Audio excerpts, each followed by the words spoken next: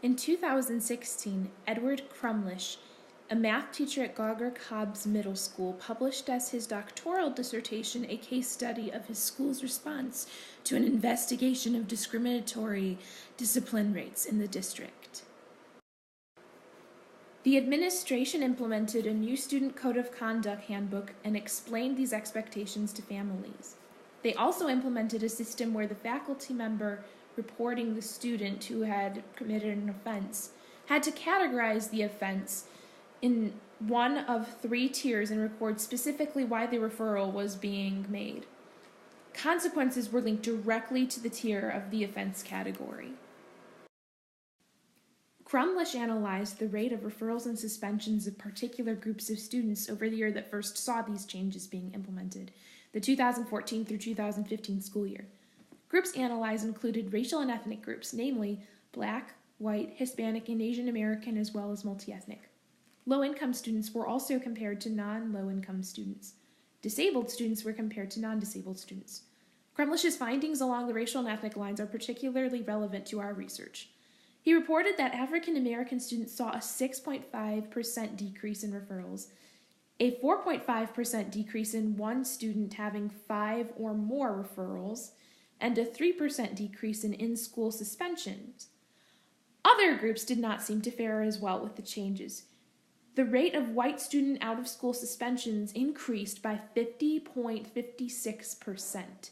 And multi-ethnic students saw a 63% increase in in-school suspensions.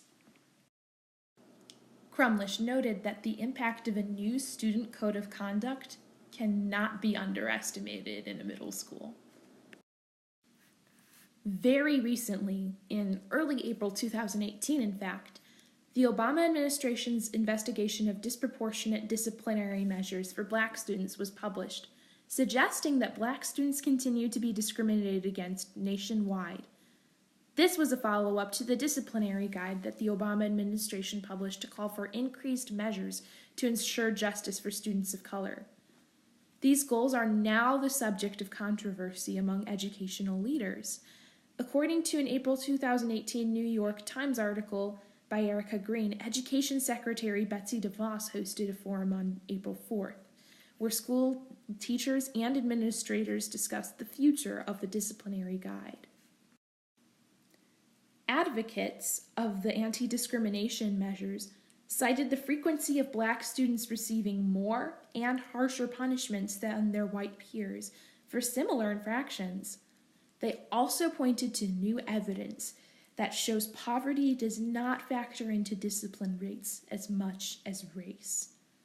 On the other hand, some school leaders expressed their concern that anti-discrimination measures could discourage deserved punishments and needed interventions. A former vice principal in San Diego, for example, recalled how a student at her school was not expelled for bringing a knife to school because he had a disability. Later, the student reportedly slit another student's throat. Such incidents inform the call for continued systems of consequences.